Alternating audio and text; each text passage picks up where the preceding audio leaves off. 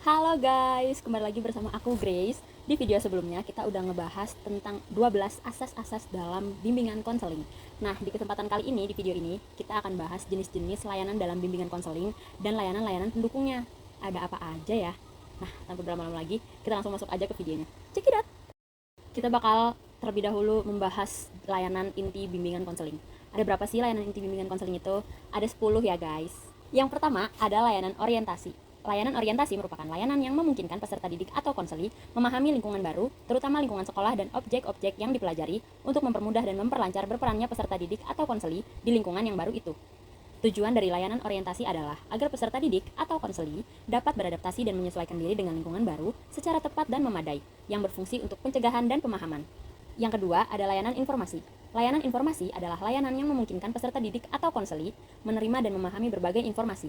Tujuan layanan informasi adalah membantu peserta didik atau konseli agar dapat mengambil keputusan secara tepat tentang sesuatu dalam bidang pribadi, sosial, belajar, maupun karir berdasarkan informasi yang diperolehnya yang memadai. Yang ketiga ada layanan pembelajaran. Layanan pembelajaran merupakan layanan yang memungkinkan peserta didik atau konseli mengembangkan gaya belajar yang cocok dengan kecepatan dan kemampuan dirinya. Yang keempat, ada layanan penempatan dan penyaluran. Layanan penempatan dan penyaluran merupakan layanan yang memungkinkan peserta didik atau konseli memperoleh penempatan dan penyaluran di dalam kelas sesuai dengan potensi, bakat, minat, serta kondisi pribadinya. Yang kelima, ada layanan penguasaan konten. Layanan penguasaan konten merupakan layanan yang membantu peserta didik atau konseli menguasai konten tertentu, terutama kompetensi atau kebiasaan yang berguna dalam kehidupan di sekolah, keluarga, dan masyarakat.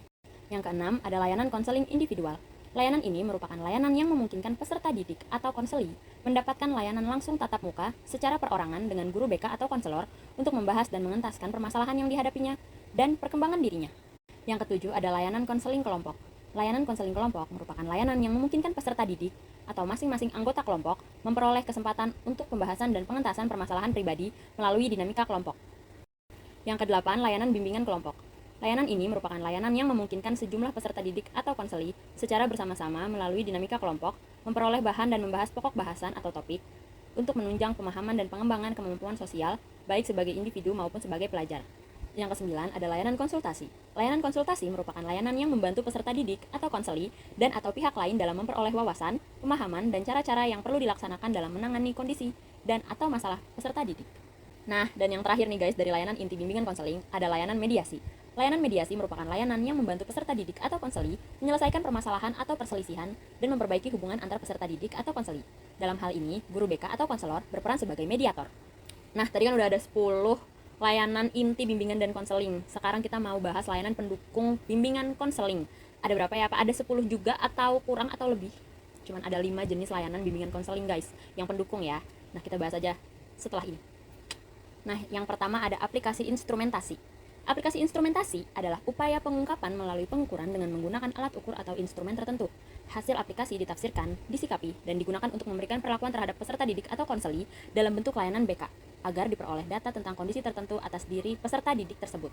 Yang kedua ada himpunan data. Himpunan data merupakan suatu upaya penghimpunan, penggolongan, dan pengemasan data dalam bentuk tertentu.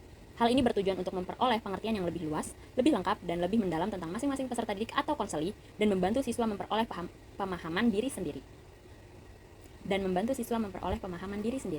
Yang ketiga ada konferensi kasus. Konferensi kasus merupakan forum terbatas yang dilakukan oleh guru BK atau konselor guna membahas suatu permasalahan dan arah pemecahannya. Yang keempat ada kunjungan rumah. Kunjungan rumah merupakan upaya mendeteksi kondisi keluarga dalam kaitannya dengan permasalahan-permasalahan konseli yang menjadi tanggung jawab dari konselor tersebut.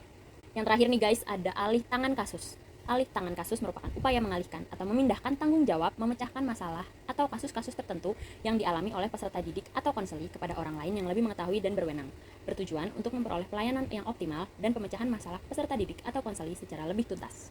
Nah, segitu aja guys video di kesempatan kali ini. Semoga materi kali ini bisa bermanfaat dan berguna untuk kita semua. Oke guys, see you on the next video.